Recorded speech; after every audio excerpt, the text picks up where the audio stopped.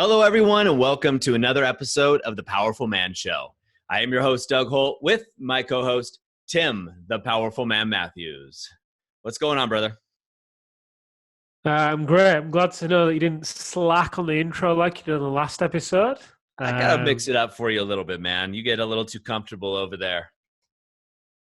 Yeah, true.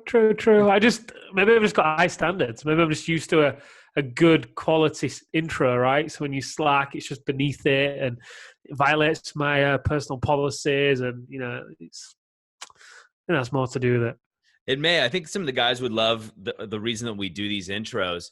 If you go back to the earlier episodes, you can hear some of the ones where we switched off. It was originally what we did, where Tim actually started off doing the intros, and we switched. So for all that trash talking, just go ahead and listen to the first few episodes, guys. You'll hear the real reason I started doing the intros. Yeah. Whatever. Well, at least now you have a decent internet connection, so things have changed. It's a good thing. I actually made an error, right? And right now I'm actually tethering from a mobile phone. Are you? Yeah. Do you know? So we're moving places, right? And the removals van was booked for Saturday. So when I cancelled the internet and everything else, it's like, oh, we're moving out Saturday. The removals van then got moved to Monday. So I sat there this morning, which is Sunday, and I sat there and the radio was playing on the TV. All of a sudden, this sign comes up. You need to call Virgin Media on blah, blah, blah, blah. And I'm like, oh, the internet. And Amelia's like, what have you done? You know what it's like in that situation? Just like, well, didn't you just realize, like, why have you done it for Saturday? How stupid was that? Why didn't you just... And I'm like, hang on a minute. We're supposed to move out Friday. It was, when you're in that place where as a guy, you feel like you've done the right thing, and then she just looks at you like you're an idiot. And immediately you feel almost attacked. It went like that initially, but obviously we've got the tools, so I was able to see what was going on. But yeah, so tethering right now. Good. Well, it's decent, man, which is nice. So good. Hopefully you'll get solid internet connection at your new place. How far are you guys moving away from the place you're at now?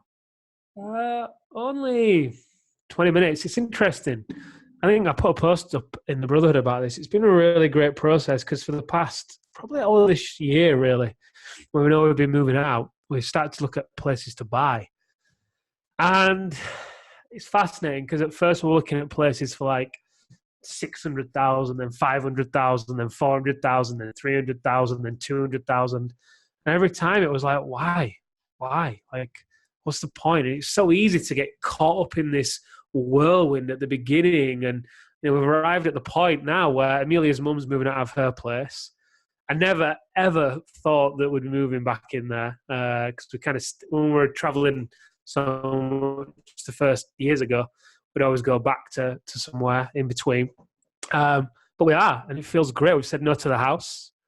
And it's just, I love it because I don't have to prove anything to anyone, right? And I think years ago, I would have got so caught up with making sure I moved into a really great place because where we live right now is one of the most desirable places to live in Leeds. We're moving away from it 20 minutes to this place that is, let's just say it's not. But at the same time, it feels great. Just there's so much abundance in saying no, right? No, we don't want the house. Everyone keeps telling me to get a new car. My car's got like 130,000 miles. And I'm like, no, why? Like, I'm why? with you, man. I'll tell you what, I got a guy who's one of the most, I'll just call him one of the most successful financial investors, certainly that I know, but probably in the world, hedge fund guy, amazing. And one of the things that he used to love to do is drive around in a beat up pickup truck. You have Sam Walton, right? Owner of Walmart. That's what he did. And so he'd pull up in a beat up truck, and everybody else is the Ferraris and Lambos and all these other things, and he'd have a pickup truck, and he put a bungee cord around one of the windows, even though it wasn't broken. It was broken at one point, but he bungeed it. He just loved that atmosphere of just hardworking, not hardworking guy, but hardworking guy, a regular guy. And so I'm with you on the cars. I'm not a car guy myself. Yeah. So I say you run it into the ground, get something you like, and just run it to the ground to whatever feels good for you. Because you guys invest your money in experiences, which is such an amazing thing. Yeah. You guys are always traveling and doing new things, which is absolutely awesome, really. That's what I mean. We're looking at these houses and we're like, why do we need a 4-bedroom place? Like, there's 2 of us, 2 dogs. What? Oh, well, we'll have kids in a couple of years. Yeah, but we don't have kids right now. Why do we need to move to this neighborhood with this particular postcode? And why? Why? But, it's so easy to, as you make more money, it's so easy to think, well, we're making up, so let's. But it's just so great to just say no to that. Because, when you're in a place where you don't need to prove, and you can break those chains of society, if you will, it's such a place of peace and power, right? Because everything comes from within rather than getting caught up in the work. 'Cause the place we live now, if I walk to the top of the street, it's full of Lambos and Ferraris and Bentleys and Rolls Royce, and it's great. I love walking up there and going to the restaurant and stuff and just seeing everything, but without feeling like, and who knows, maybe one day I'll desire to have one of those. I don't know. Right now I don't. But it's great to go up there without and see the abundance, but without feeling like you need that to then say something about who you are. Yeah. Say something about the level of success that you have. Right? Yeah. Well, I'm selling one of my vehicles right now for $140,000, but it's completely practical. Like, you would never understand what it's like. It doesn't look like it from the outside. You've been in it. I love the van too. I got a 4x4 Sprinter van converted. Put a lot of love and energy into that thing. It's amazing. So I got people all over coming here to try to look at it, Tim. They want to buy it. I'm just like, yeah. I don't know if I really want to sell it. Yeah. Just our family won't fit anymore, right? I got to stop having kids or something. But which is interesting because a lot of guys, Tim, is one of the topics we want to talk about with Dovetail in it, is a lot of the men, we often think about, we're building our business for our family, right? To buy the house, to buy the nice car, whatever the excuse may be. But oftentimes as men, we think that we're doing all the things that we're doing for our family. We're sacrificing for them. But in reality, that's not always the case, right? No, it's it's interesting. I was speaking with what was it? One of the guys in the Brotherhood, and sometimes they're on the path to living a very different life. One destination, 2 paths. They're very much on the other path, the path of power versus the path of force. But from time to time, they'll venture back onto the path of force because they're human beings. They're not perfect, but they have the tools and the support to be able to quickly switch. But when they go back onto that path of force, it's all the old behaviors that come up for them. And just like when we've been there, tons of guys are there. It's very easy to find yourself working late and chasing the next deal and missing time with your family or with your kids and losing track of what's really important to you and telling yourself that, one day, my family they'll get it one day. When the kids grow up and they'll understand why I had to work so much. My wife, when we're on vacation, that's when she'll understand. And the reality is, although they go on vacation, they're actually on vacation, aren't the guys, right? Because they're somewhere else.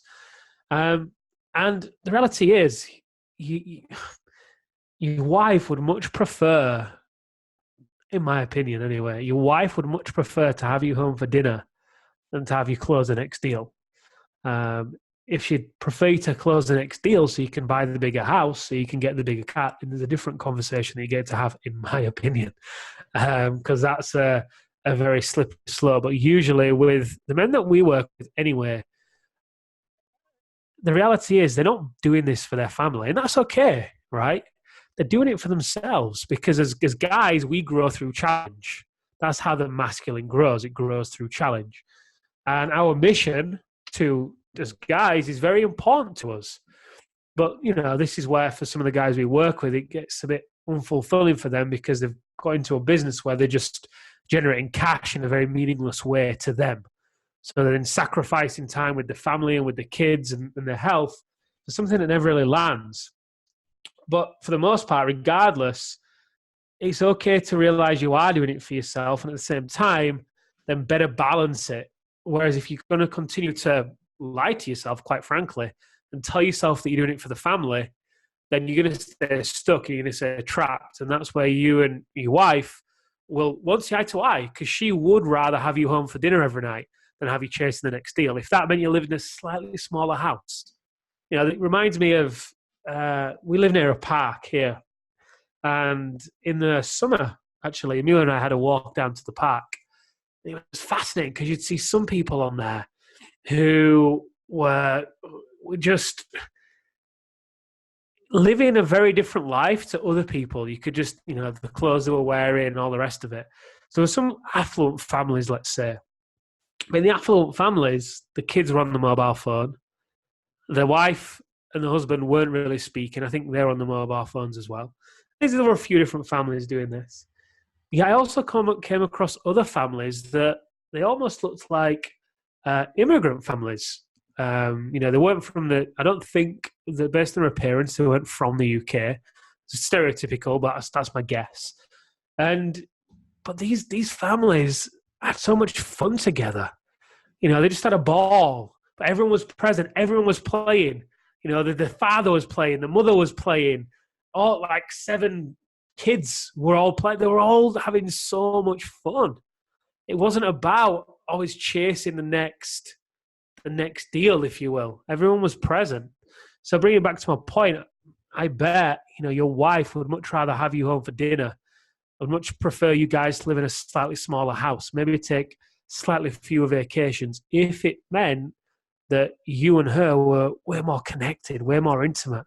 That, you know, you come home on an evening and you can play with your kids and have fun and bath them, and you and her then sit up all night talking together and laughing and joking and maybe watching a film every now and then, but she'd snuggle up to you and put her head on your chest like she maybe used to, and you'd feel that love and connection from her because she wants to be with you.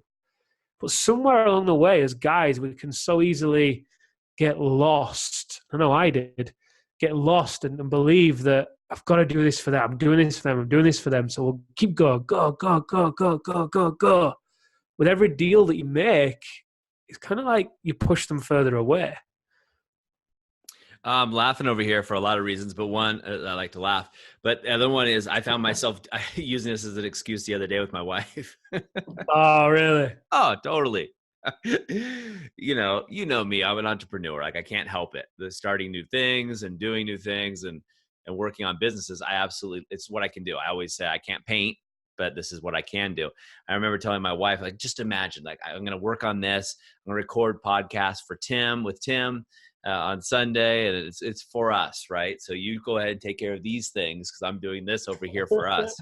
The truth is, I look forward to this all week, right? Yeah, it's for you. Oh, I'm super excited, right? This is 100% for you. 100% for me. However, what comes out of my mouth sometimes, you know, doesn't display that, right? And I can play the martyr, right? Just like anybody else that can. Even though as much work as you do, guys, we're still men. We come back to our defaults. It's easy to go there. And usually it's because of the guilt, right? You want to get out of the guilt of actually doing something. Because when you see Erin, or I've done this with Amelia, you just see them like roll their eyes or close down, and you're like, oh shit. Yeah. I do it a lot less than I used to do. I used to do it all the time. Oh, for sure. Yeah. You know, Amelia's not worked for years, so it's like, you know, that was easier back then when we first kind of got into that dynamic. Well, I've got to do this for us. You want to go here, you want to go there. I've got to do this for us. But the reality is, back then, she would have much preferred me to work less and just be present with her and have energy on an evening to be there with her than, you know, go and work. Yep. No, it's funny. And especially you and I provide for the women we love so they don't have to work, right? And so it's easy for us to escape and use an excuse. Just wait till you have kids, right? There's something might be going on with Bodie, throwing a tantrum, my son, and what have you. I'm like, I gotta work for us. Yeah. Pick up the phone. Tim, Arthur, how you guys doing? But, you know, we jest about this, but the truth is a lot of the guys do it, right? as men, I've definitely used to do this a lot more in the past, but the guys that come through the program have built really successful companies. And once we built that successful company, it does inflate our ego. Now, no one is going to admit that right away, but the truth is it inflates our ego. We get significance from the position and what we've done successfully in business. And we talk about how we've sacrificed for our kids. I couldn't make any of your football matches or football games because I've sacrificed putting you through, putting those clothes on your back or getting you the newest video games. And I was just showing you, I got the new Oculus headset, right? I've sacrificed so hard to buy you that, that gift as a kid or toy. The holiday season is upon us. All these things. Where the truth of the matter is, and I can't remember, I think it was Dave that said it during his Alpha Reset, who's in the Brotherhood, that his wife could care less if they were living in a cardboard box. She just wants him. And she wants the man that she married, the man that she loves. And he was killing himself trying to provide these tangible objects, right? Material objects and possessions for his family, which in result pushed him completely away from his family and made him a stranger in his own home, But the truth was, and he realized this, his wife didn't care. His wife could live in a cardboard box with him. She just wanted to be with him. Same with her kids. Yeah. Kids just wanted to show up, throw a ball with them, kick a ball with them. Yeah. That's all they cared about. Sure, they wanted nice things, right? Who doesn't? I love nice things. You do. Well, we all do. But what they wanted more than anything was the presence, right? The present they wanted was the dad's presence or the husband's presence and being there for the family. And that's something you can't buy. No, it's like walking through the park, right? The affluent family looking all nice, wearing the polos and nice shorts, and the kids all dressed nice, and bottle of champagne. It's a picnic, bottle of champagne sat there, really nice hamper thing. Everyone's on the phones. There's no connection between. Whereas, my God, it was like night and day. On the other side of the path, literally, there's this family. I think they were like an Indian family. All up playing, I think it was cricket they're actually playing, but the entire family were playing it. Loads of laughter, loads of smiling. It was great to see. Now, who knows? Maybe they had tons of money. I don't know. Maybe that was just a tiny snapshot. But for me, there's a pattern there often in, there's been a pattern that I've seen anyway, that the families that tend to be more let's say well off financially, there can tend to be less connection because of this. The guy, throws himself into business. That becomes his identity. He's got to continue to provide financially, believing that, someday they'll get it. This is going to be my legacy. And the legacy is all material, right? Versus the legacy being something that's immaterial. This is what it means to be a great father or a great man. There's a private school near us, and who was I speaking to recently? Well, apparently, a lot of the kids, there's a trend within the private school that a lot of the kids that go there often there's like a drug problem. I can't remember what it was, but there was a drug problem there with a lot of the kids. And I don't know about you, but in the UK, there tends to be quite a pattern of that with the people I've spoken to anyway, who have either been to private school, some of my friends who've been to private school and their experience. And it's kind of like that thing of, okay, well, I'm providing the money, so that's enough. Now I'm doing enough because we've got this great life. That's the way I've got to provide. That's what it means to be a good father or a good man or whatever. But it leaves a huge void that these kids were then filling through drugs, because they had the resources as well, right? They had the money and whatnot. So they chose to spend it there versus other things. And I get it. It's so easy. I've been there. You've been there to tell the story that I'm doing this for us. But the reality is you're doing it for yourself, and that's cool. That's okay. Your wife wants you to have this business. She wants you to have it, or she wants you to have purpose, whether it's business or a job, whatever. She wants you to have that sense of direction, decisiveness, and purpose in your life. That's what women, that's part of what they're looking for from their man. However, she does not want you to have it at the cost of your presence and connection with her and your kids. 100%. I mean, you're spot on. You see this, with so many kids that go to private schools and things like that, one is they can afford the drugs, right? That's one thing, but that's not really why they do it. That's nothing to do with the drug problem. It's not affluence that brings on the drug problem. It's the lack of emotional stability at home, right? You see it all, when I lived in Santa Barbara, California for 20 years, roughly. And, one of the richest places in the world, the wealthiest people in the world live there. And you see it a lot, especially with trust fund kids and people who have excess money. The mom and the dad aren't present. They have multiple nannies, for example, taking care of the kids, et cetera. The dad's off working for the family. There's no relationship there. So bringing it back to the subject at hand, as men making up the excuse that we're doing business for our family, when's the last time you turned around and asked your family what they really want? Would they rather have the new Oculus headset, or would they rather have time with dad or time with their husband? What do they really want for the holidays, right? What do you really want? Do you want to go on vacation and spend time as a family, or do you want, something like a product? I know kids, you ask a kid, they're going to want the toy, right? They're going to say that anyway. It's a kid, right? But you ask your wife, if you're connected, chances are she just wants time with you, right? Just wants to spend time with you. That's what a holiday is for a lot of families. And we just try to make it this big thing, like it's out of a postcard or a movie, that it has to be this extravagant thing. You're talking about this family playing cricket. I grew up in Southern California, so a lot of it was Hispanic families at the parks who, didn't have the money, were out there, but they were spending times, playing baseball, soccer as a family. My early days, I remember I was working, me, I was working 60 plus hours a week, no family. The girlfriend I had said, wow, I envied them. Right. Because of connection, you could just laughter. And, envy goes both ways, right? The grass is always greener on the other side of the street, when you're looking at it. But at the same time, as men, we got to have a kind of a checks and balances on why we're really doing what we're doing. And oftentimes, I think, Tim, we're chasing a void, right? We're chasing that void within ourselves as men, and we haven't figured out how to be secure with ourselves. Like, how often does the average guy sit in silence by himself? Or can you stand in line someplace and not take your cell phone out? Can you go to eat by yourself? And are you comfortable?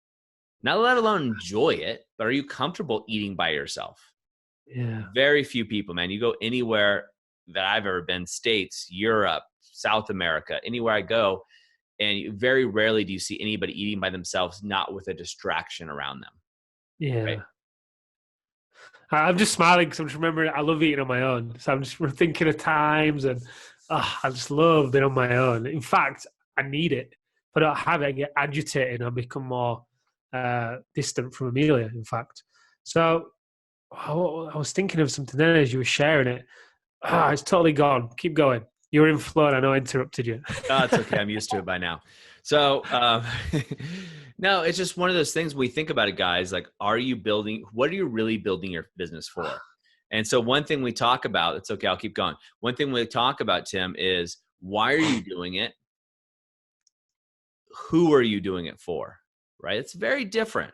Why are you doing it and who are you doing it for? And be honest with yourself. And if you say your family, well, why? So you can buy the house Tim's talking about with 4 bedrooms or something. What is that really going to give you? Right? I love money. I love material things. That's why I have them. But I don't go after them with the idea that I'm going to sacrifice time with my son, with my wife, and my soon-to-be daughter. I make sure I'm very clear that I'm spending family time and giving my family the time. So I'll even pass up on business opportunities. And I closed down a business opportunity, as you know, Tim, last year, so I could have more lateral aspects with my family. I could have more time. I could do more things with my family. It was a strategic move, not strategic from a business standpoint, but strategic from a lifestyle standpoint for me. And I think that's really important for us men to keep ourselves in check. I'll probably still use it as the excuse that I'm working for you so I can escape and get in here. But the reality is I'm doing it for me. Yeah, and there's something I want to touch on. I'm not when I say I can walk to the top of the street in the Lambos and Ferraris and blah, blah, blah, those things aren't bad. It's not that, No. you shouldn't have those things. Like you, I love material things too. However, there's a big difference, right, between having, let's say, a Lamborghini. Having a Lamborghini and, whether you own the car or whether the car owns you. Yes. Having this big house, do you own the house or does the house own you? And I'm not talking about repayments and all that kind of stuff. And I'm talking about where your sense of joy is coming from, right? And so I've got a good friend. He loves fast cars. He gets in his car, sits in that driving seat, turns the keys, hears the engine, and his face lights up. It's joy for him, which is awesome, right? If he gets joy from there, that's just not personal where I get joy from being on a mountain with wind smashing me in the face and I'm battling the elements just to get to the top of it. And I love stuff like that. So, at the same time, when we have a family, I'm sure we'll buy a car that will keep the family safe. And, who knows what that car will be. So it's not about, not having material things. It's just about whether they own you or you own them. And at the same time, just to keep you waiting a little bit longer, Doug, the thing that I wanted to say before that I forgot, you can have both, right? We're not suggesting, at least I'm not suggesting here that, hey, that kid, that family there who were playing cricket and had loads of laughter and connection versus the family that was sat on the other side with, looks very affluent. You've got to choose because you can have both. But it's only from answering this question that you're saying, Doug, about, why am I doing this and who is it for, that you're actually able to have both and realize as well that you are doing this for yourself because it will get you out of a lot of, it'll save you a lot of heartache if you do accept that. And it's a great side of you. It's a side of you that the woman in your life actually admires for you. But it is when you lose yourself in it, in business, and you walk through the door in an evening and you look like crap, beaten, exhausted, you don't have any time for anyone else, you're losing yourself in your mission. She doesn't want that.